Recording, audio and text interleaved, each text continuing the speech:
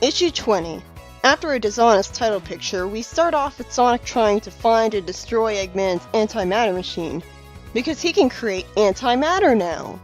And he's bringing along Sally just to hang out with her, even though she can't fight robots at all. What was the point of her even showing up? Well, I guess it does serve a purpose later, I'll get to that. Sally nags Sonic for making jokes because with an antimatter device, Eggman can make all of his stuff invisible as well as unstoppable. Because we all know antimatter is invisible. It seems like a rather advanced concept, science-wise, to use for a kids comic. Like, they're not even trying to explain why we should just assume it's going to be invisible. Nicole, who is missing from the previous issue because she wasn't necessary, and I guess they didn't want people who hadn't read In Your Face yet to be confused, tells Sally that she was able to sense a heavy concentration of antimatter emissions, because she has an antimatter sensor programmed into her. You know, just in case. Rotor sure was prepared. Sonic ends up getting trapped, and Sally's inexplicable caution turns out to be right by sheer coincidence, even though she had no reason to believe Sonic wouldn't turn out fine before that point. Well, I guess they just really had to make her look right. Eggman shows up and explains that he just started a rumor about the antimatter machine to lure him there, and was unable to get the device to work, before saying that he's going to roboticize him. He surrounds him with robots, and Sonic in desperation throws out a bomb that Rotor gave him that he was apparently hiding in his spines until now, and plans to cut through the door with a sonic spin before the bomb will explode. But he trips on something before he can do a spin dash at all.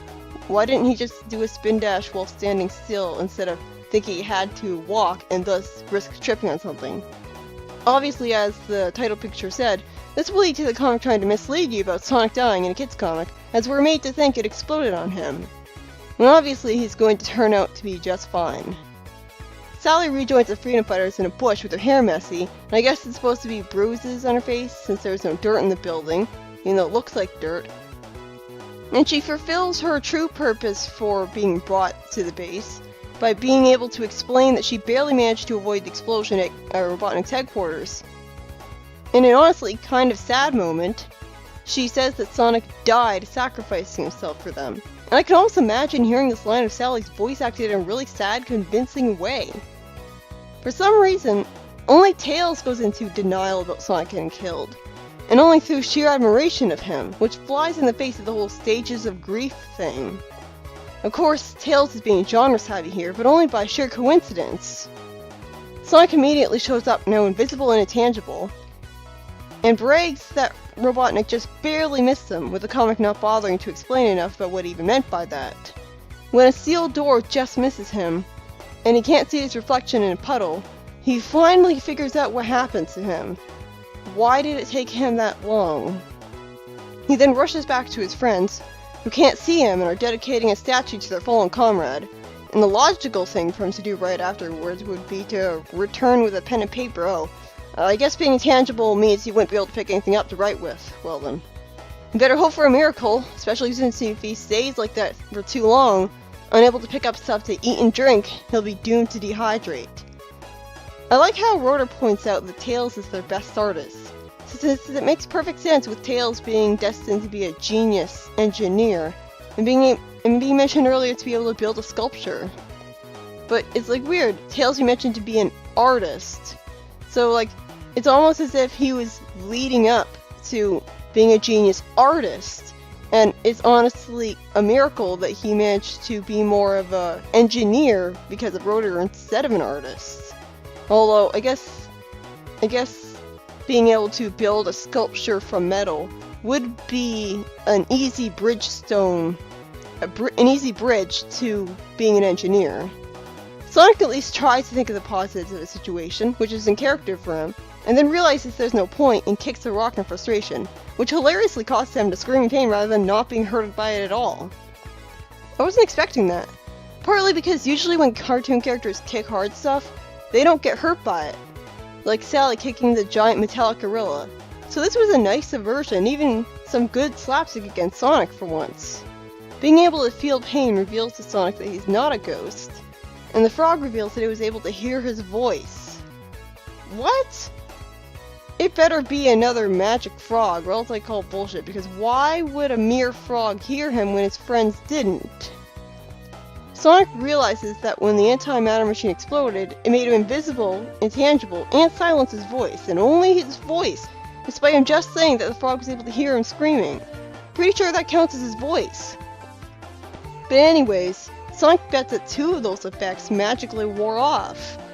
I hope that's why the frog was able to hear him. How glitchy and terrible was that machine that those effects could wear off? I guess that's what Eggman meant by he couldn't get the machine to work. And that's fine by me, since something is ridiculously overpowered and ridiculous as an antimatter machine without even using a magical artifact like a Chaos Emerald to justify it.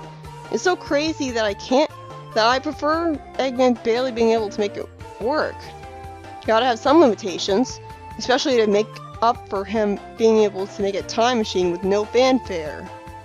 Sonic finds a note from Tails telling him that his friends are going to Robotropolis to avenge his death.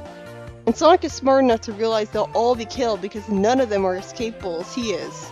Except Tails, in theory, being able to move really fast, but he's not allowed to be useful yet. He was here though, although Sonic getting home and not finding his friends there would have worked just as well. Also, I think it's pretty amusing how at the end it says, P.S. If you are dead, then pay no attention to this letter. Tails clearly wasn't thinking it all the way through when he wrote that, was he? Sally's brilliant plan is to have only one of them take on Robotnik. The only chance they have right now is to hope to overwhelm him with sheer numbers. Like maybe they can all tackle him at once and make him fall over? See, he's just gonna pick them off one by one. I guess she's really desperate? I find it really intriguing the implication that Sally is trying to she's finally gotten a clue and realized that she has to kill Eggman to get anything actually done. Because she tells the Freedom Fighters that she wants to avenge the death of Sonic by doing the same thing, like, now it's up to us to finish the job. But what if that's not actually what she's trying to do? It's frustrating because we don't know for sure. This is an intriguing concept.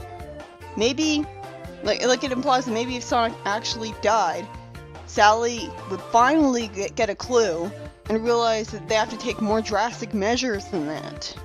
But, spoiler alert, well, Sonic does supposedly die for a while later in the comic, and she doesn't assassinate him. She doesn't even try.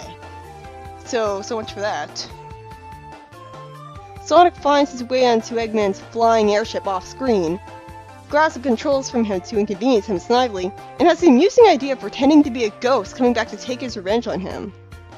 Come to think of it, this kind of disproves ghosts in the comic, doesn't it? Because if there are ghosts in the comic, why didn't the ghosts of everyone that Eggman got killed come back to haunt him as essentially solo freedom fighters? They'd probably have taken him down, since they'd be way harder for him to deal with than injurable living beings. After Eggman refuses to believe in ghosts, hopefully for that very reason, Sonic makes the airship fly really dangerously, which doesn't end up killing Eggman and Snively, unfortunately, until Eggman finally says he believes him. And I giggled at this line. I want you to give Mobius back to the Freedom Fighters, exercise, and get a hairpiece. See, this is how you do comedy in Sonic right. Have characters talk how they actually would, instead of making puns and stand-up comedy routines because the writers want them to. I hope Sonic doesn't actually believe Eggman's honest with giving up though. That'd be pretty stupid of him. I guess he's just doing it to be, like, playful. And Sally shows a playful side to her by agreeing to let Eggman think Sonic's a ghost for some reason, after he finally reunites with her. So Eggman and Snively leave the plane with a parachute, characteristically bickering with him over wanting to get his parachute first, jump out of the plane first. And Sonic reunites with his friends at long last.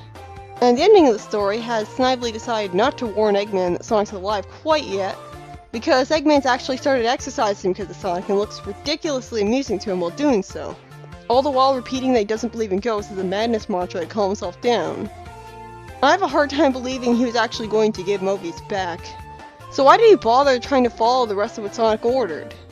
And I just noticed that he's also gotten a hairpiece, because it's not the same color as his mustache, so I didn't even register it as hair at first.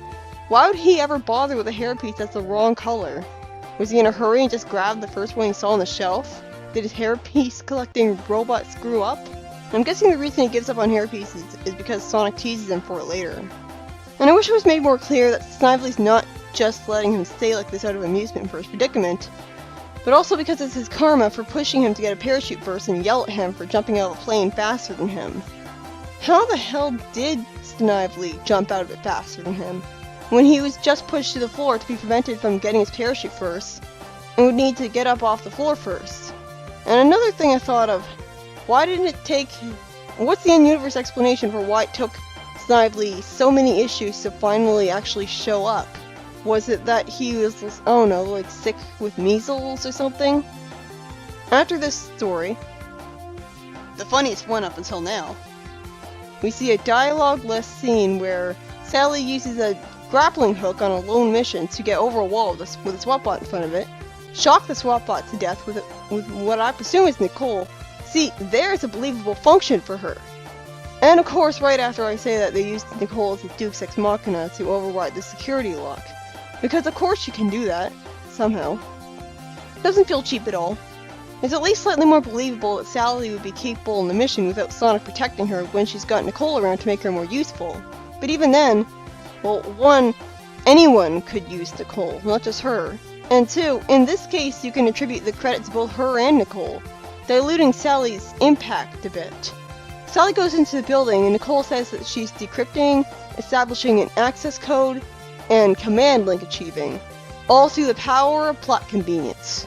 At least she's saying this near a computer this time so that there's at least some believability to it, but still. Nicole might as well be a magic wand that hacks into technology at the press of a button. You know, come to think of it, is this really so different from what would have been if Sally was having the Freedom Emeralds?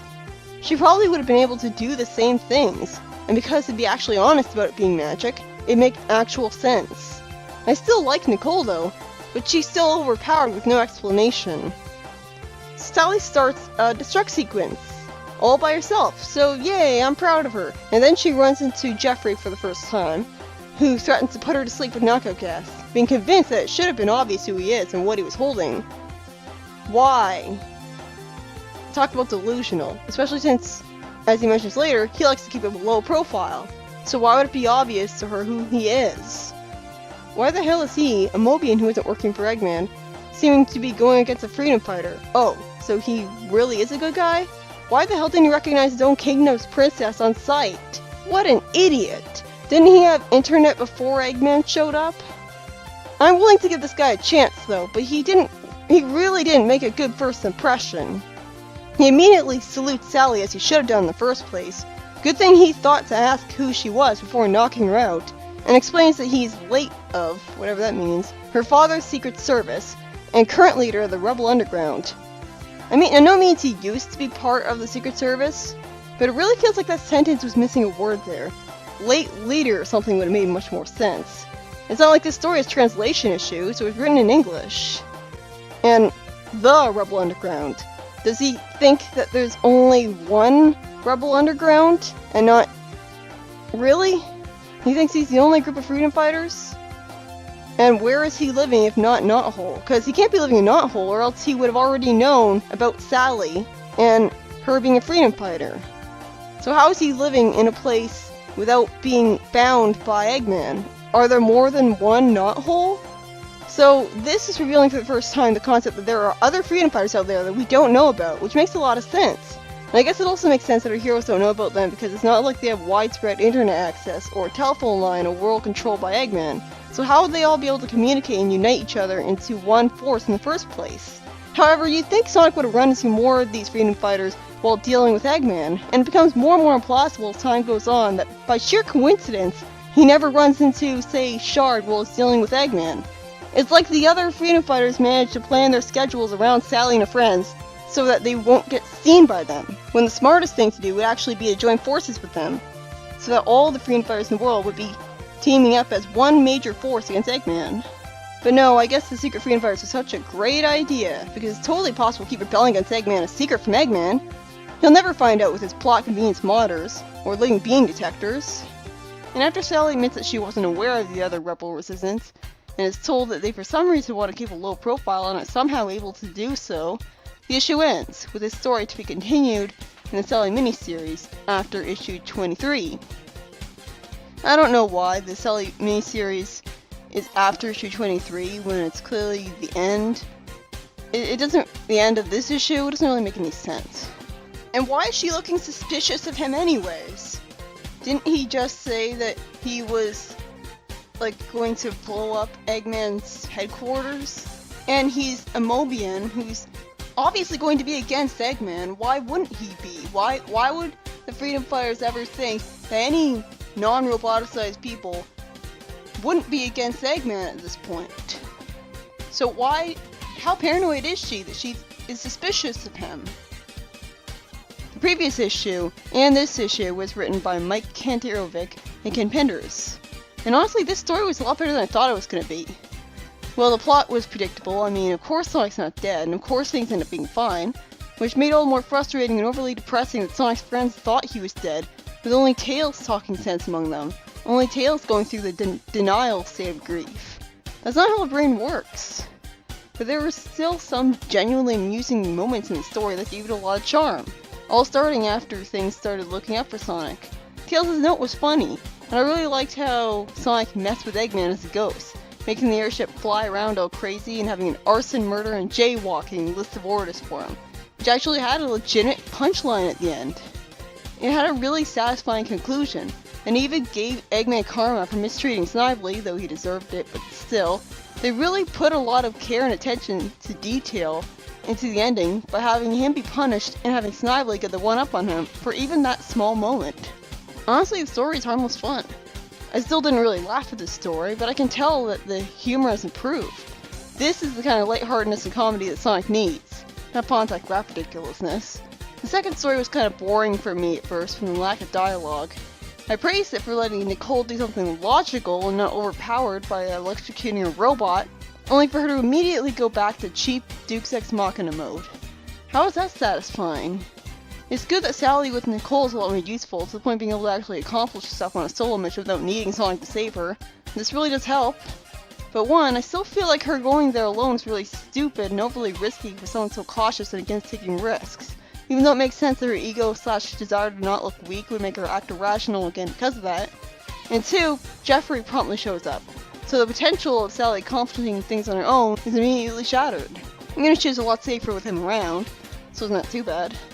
I don't entirely hate Jeffrey right now. He does something to actually earn hatred much later, but I don't see much of a reason to really like him either. He's just there. I just want him to be competent and useful. That'll be good enough for me. I feel like this was a pretty good story, rather than something that frustrated me as a whole.